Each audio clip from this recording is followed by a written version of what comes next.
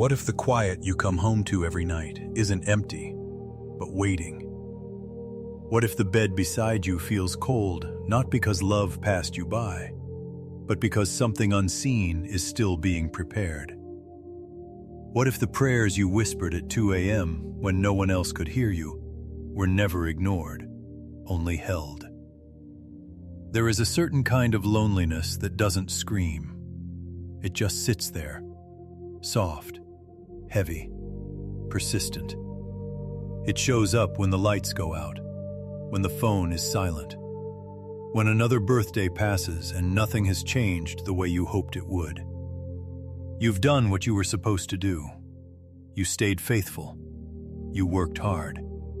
You waited longer than most people could tolerate. And still, the other side of the bed remains untouched. Maybe tonight you're not angry anymore, just tired.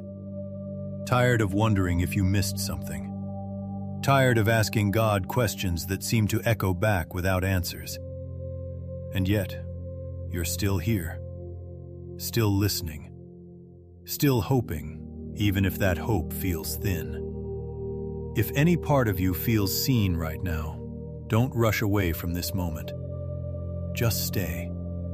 Not to be fixed, not to be instructed, but to be understood. There's a quiet confusion that settles into the heart after years of waiting. Not the kind that panics, but the kind that slowly asks, "Did I misunderstand my life?" You watch others move forward.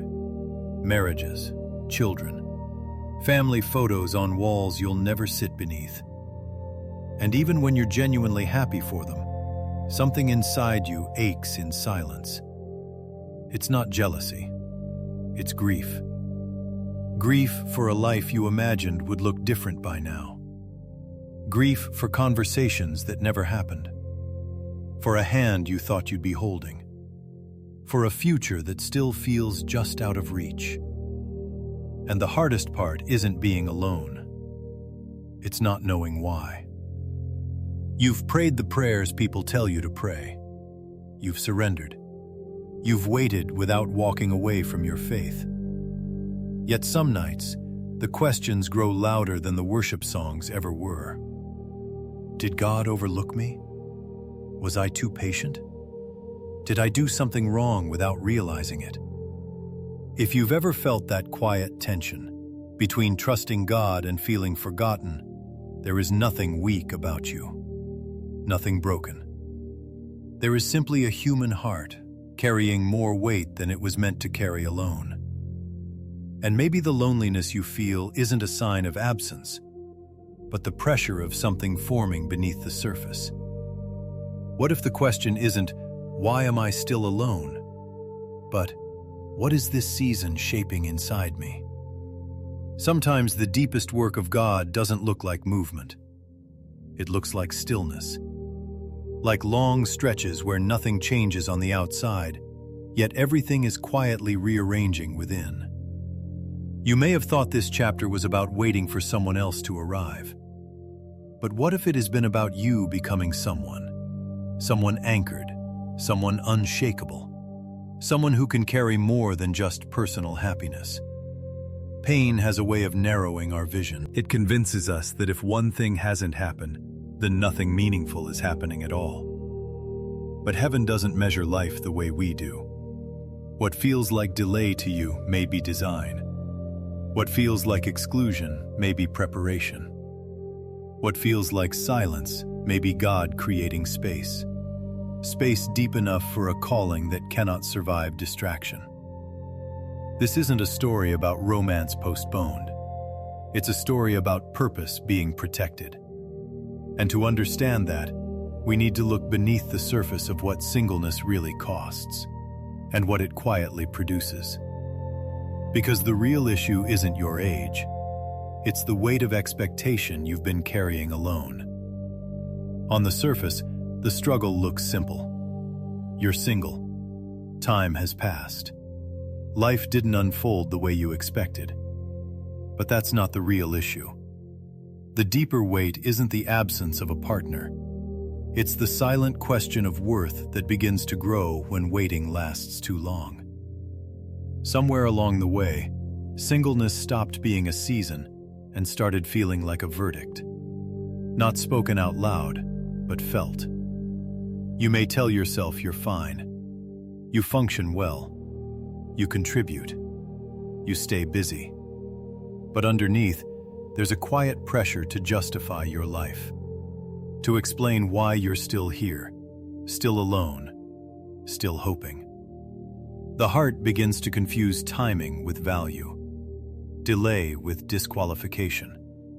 And without realizing it, the soul starts living defensively, guarding itself from disappointment, lowering expectations, pretending not to want what it still deeply desires. This is how good men slowly harden without becoming bitter. How faith stays intact, yet tenderness retreats. The issue was never that you lacked love to give. It's that you learned to store it away, just in case giving it again would cost too much. When a season lasts longer than the heart expected, it leaves traces. Not obvious ones, but quiet shifts that slowly become normal. You may notice them in small ways. You become overly self-sufficient, not because you don't value connection, but because depending on anyone feels risky now. You stop sharing certain dreams because explaining them feels exhausting. You keep conversations light even when your inner world is anything but. Relationships change. You show up, but not fully. You listen, but rarely reveal. You become the strong one others lean on while carrying your own weight in silence. Emotionally, there's a cost. Hope becomes cautious. Joy feels conditional. Desire is muted, not gone, just carefully contained. Spiritually, the disconnection is subtle. You still believe, you still pray, but sometimes prayer feels more like endurance than intimacy. And perhaps the most painful consequence of all, you begin to wonder if wanting more means you're ungrateful for what you already have. So you say nothing. You wait longer. You carry it alone. But every guarded heart is guarding something precious. And beneath all of this, beneath the discipline, the patience, the strength, there is a fear quietly shaping your choices. Beneath the patience people admire, beneath the strength you've learned to wear so well, there is a fear few ever see. Not the fear of being alone. You've learned how to survive that. It's the fear of hoping again and discovering that hope still hurts. You don't guard your heart because you're closed. You guard it because you remember what it cost the last time you opened it fully. Disappointment has a way of teaching caution. It whispers, if you don't expect too much, you won't be crushed again. So the heart negotiates. It tells itself it's content. It calls resignation peace. It convinces itself that longing is childish, that waiting has an expiration date. But this fear doesn't make you weak. It makes you human. And it explains why God often works slowly with men like you. Not to withhold, but to heal the places where hope and pain became tangled. Because before something sacred can be entrusted to you, the heart must learn how to remain open without breaking. Which is why this story matters. In the quiet hills beyond a small village, there lived a man who never planned to live alone. His name was Elias. The land around his home rolled gently, shaped by years of patient work. Olive trees stood like witnesses to time itself, their roots deep, their branches worn but faithful. Each morning, Elias rose before the sun, not because anyone was waiting for him, but because the land still needed tending. His hands were strong, scarred by seasons of labor. Hands that knew how to build, to repair, to provide. Hands that once imagined holding a future he believed would come naturally. Inside his stone house, everything had its place. Too much place. The table was wide enough for a family, the hearth large enough to warm many. The bed, always untouched on one side. Elias was not bitter. He was careful. Years earlier, he had loved with a whole heart, and paid for it with a wound that never fully closed. Since then, he lived responsibly, faithfully, and quietly, telling himself that restraint was wisdom. And yet, when night fell and the world grew still, his prayers revealed the truth he rarely admitted to himself. He still hoped. He just no longer trusted hope. One afternoon, as the sun leaned low and the air grew heavy with heat, Elias noticed something out of place along the edge of his land. A figure, still, collapsed. At first he thought it was an animal. Then he saw her hair move with the wind. She was young, exhausted, and barely conscious. Dust clung to her clothes, and fear lingered in her breathing. Elias hesitated, only for a moment. Then instinct moved faster than caution. He carried her home. For days he nursed her back to strength. He spoke little. She spoke less. But in the quiet exchange of water, bread, and safety, something unfamiliar began to stir inside him. Her name was Rachel. She prayed softly before meals. She thanked God for small mercies. She carried sorrow with dignity, not bitterness. The house changed while she healed. Laughter returned, hesitant at first. Silence softened. And Elias felt a warmth he had not felt in years. Then one evening, as the fire burned low, Rachel spoke the truth she had been carrying. Her husband still lived. He had cast her aside because she could not give him children. By law, she was still bound. The words landed heavily. Elias said nothing. But something old reopened. Hope had visited his house again, and once more, it was leaving. Rachel left at dawn. No explanations, no promises. Only a single sentence written carefully, as if she knew it would be read more than once. God's plans rarely make sense at first, but they are always good. That night, Elias did not pace. He did not argue with heaven. He did not ask why. He sat in the silence and let it speak. For the first time since his heart had learned to protect itself, he allowed the grief to surface without resisting it. He wept, not in despair, but in release. Something hardened inside him, finally softened. Weeks passed, then months. Elias worked his land, prayed without words, and listened more than he spoke. And in that listening, something shifted. His prayers changed from when to what for. Then one afternoon, children arrived, barefoot, thin, parentless. A sickness had taken their families in a neighboring region, leaving them with nowhere to go. Elias didn't hesitate. He opened his door. And the house that once echoed with absence filled with life. In that moment, watching children sleep safely by the fire, Elias understood. The solitude he thought was punishment had been preparation. Maybe you see pieces of yourself in Elias.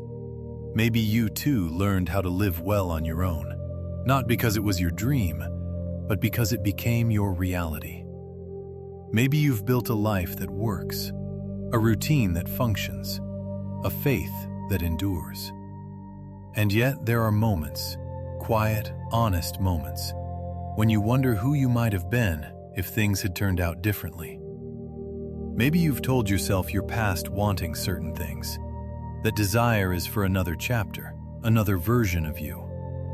But the heart remembers what it once hoped for, and that doesn't make you ungrateful. It makes you human. You don't need to fix this feeling. You don't need to explain it away. You only need to acknowledge it, gently, without judgment. Because awareness is often the first step toward freedom. There's a quiet battle that happens inside you, between who you've become and who you once imagined you'd be. You've learned restraint. You've learned discipline. You've learned how to stand on your own feet. But sometimes, strength feels lonely. You replay moments you didn't choose but had to accept. Decisions that made sense at the time. Doors that closed without asking your permission. And in those moments, regret doesn't shout. It whispers. What if I had risked more? What if I had waited less? What if this is all there is? You don't say these things out loud. You carry them with dignity.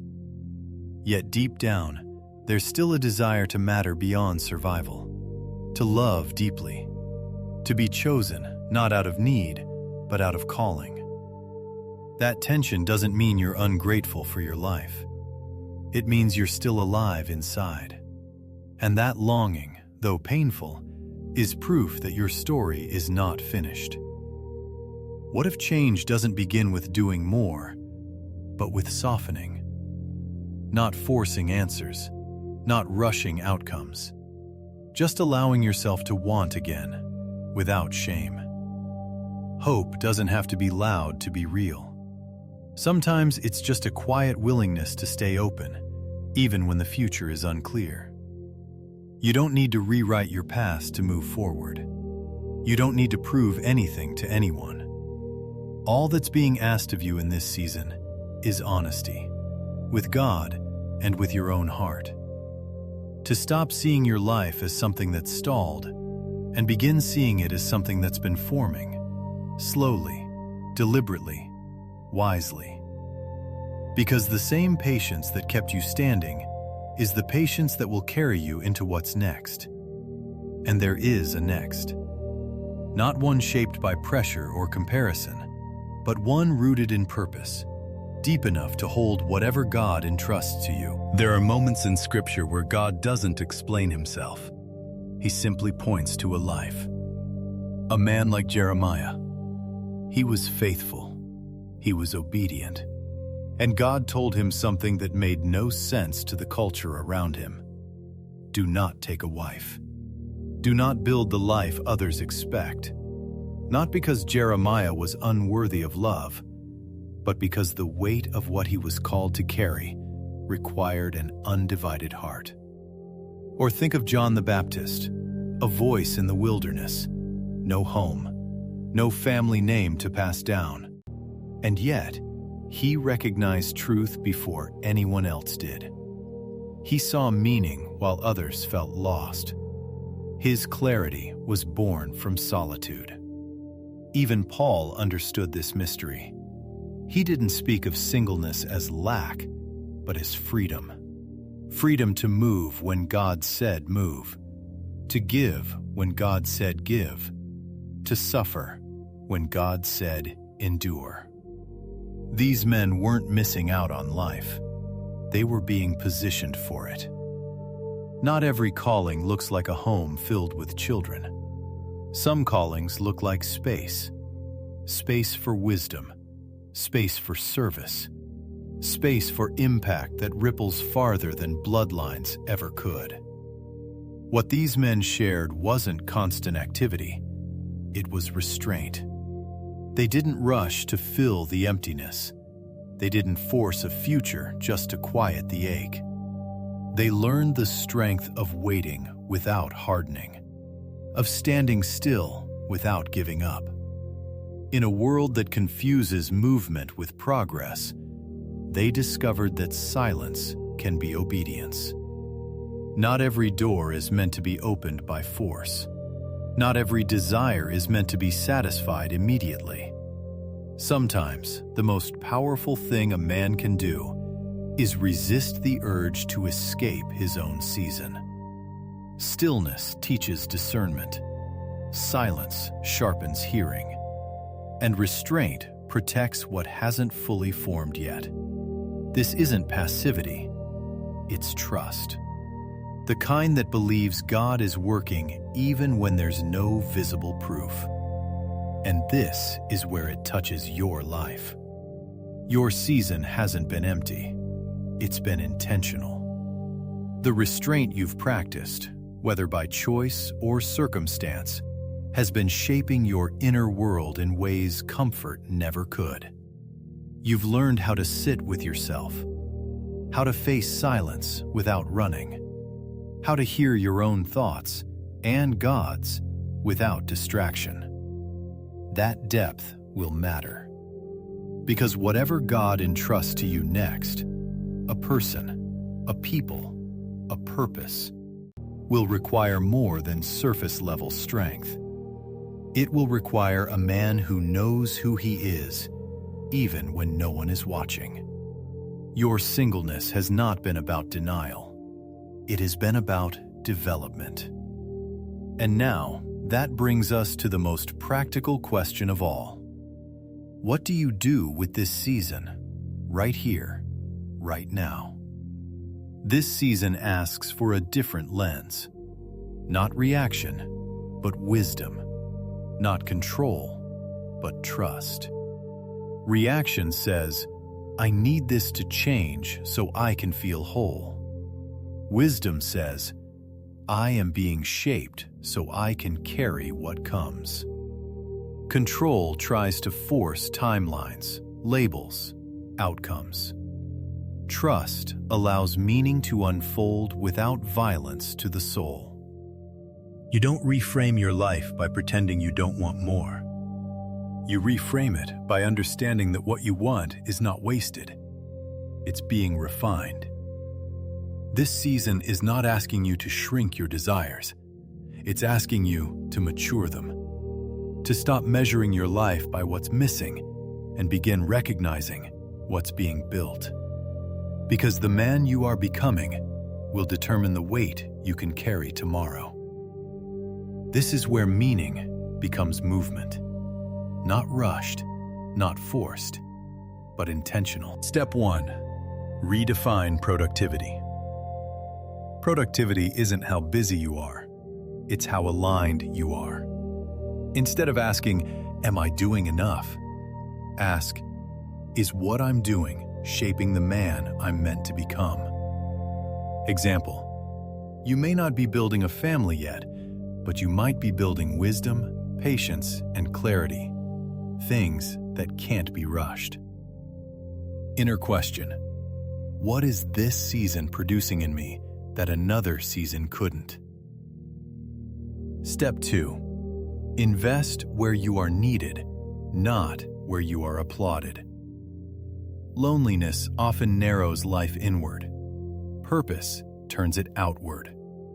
Look for spaces where your presence matters. Mentorship, service, listening, leadership that doesn't require a title. Example, one conversation, one young man, one small responsibility. Legacy often begins quietly. Inner question, who benefits because I am here, even now? Step 3. Practice honest prayer. Not polished, not impressive, just real. Stop explaining yourself to God. Start telling Him the truth you've been editing. Example, I trust you, but I'm tired. I believe, but I still ache. Inner question, what would I say to God if I wasn't trying to sound strong? Step 4. Guard your heart without closing it. Wisdom has boundaries. Fear has walls. You don't need to expose everything to everyone, but don't lock away the parts of you that still hope. Example: allow yourself to desire companionship, meaning, and connection without letting those desires define your worth. Inner question: am I protecting my heart or hiding it? Step 5. Live as if this season matters, because it does. Don't postpone life waiting for a different chapter. This chapter is shaping the next one. Example: take care of your body, your space, your inner world. Not because someone is watching, but because your life is already meaningful. Inner question: if this season is preparation, how should I live today? There's something important that must be said, gently but clearly. Silence does not mean accepting harm. Patience does not mean tolerating abuse. Trusting God does not mean abandoning wisdom. Some men stay silent, not because they are strong, but because they were taught that enduring pain is the same as faith. It isn't. Healthy waiting has boundaries. Holy surrender includes self-respect. If someone mistreats you, manipulates you, or diminishes your worth, walking away is not failure. It is discernment. God never asks you to shrink so others can feel comfortable. He never asks you to remain where your soul is slowly eroding. This season is about becoming whole, not disappearing. Wisdom knows when to be still and when to step back. And with that clarity, we come to the final movement of this journey. Take a slow breath for a moment. Nothing needs to be solved right now. Nothing needs to be proven. You are allowed to rest in the truth that your life is not late. It is not broken. It is not lacking meaning. The quiet you return to each night is not mocking you. It's holding you. Holding the prayers you didn't have words for. Holding the strength you didn't know you were building. Holding the man you've been becoming in the dark, unseen places. You don't need to compare your path to anyone else's. Some roads are meant to be walked slowly, because they lead to places that can't be reached any other way. And right now, exactly where you are still held. This is the moment where you stop gripping the timeline so tightly. Not giving up, not checking out, just loosening your hold. Surrender doesn't say, nothing matters. It says, I trust what I can't yet see. You don't have to force peace. You don't have to convince yourself you're okay. You simply allow yourself to rest in God's hands, without explaining, without bargaining, without rushing ahead. Let tonight be lighter than the ones before. Not because everything has changed, but because you don't have to carry everything alone anymore. Let this be a quiet prayer, not rushed, not loud, not perfect. God, you see the man listening right now. You see the nights he endured in silence. You see the strength he built when no one applauded. If his heart is tired, give it rest. If his hope feels fragile, protect it. If his future feels unclear, guide him one step at a time. Teach him how to trust without hardening, how to wait without shrinking, how to live fully, even here. Let his life carry meaning deeper than appearances. Let his obedience shape generations he may never fully see. And remind him, gently, steadily, that he is not alone. Amen. If this journey resonated with you, don't rush away from it. Sit with it. Let it breathe inside you. And when you're ready, share this message with someone who might need to hear it too. Not as a declaration, just as a quiet act of understanding.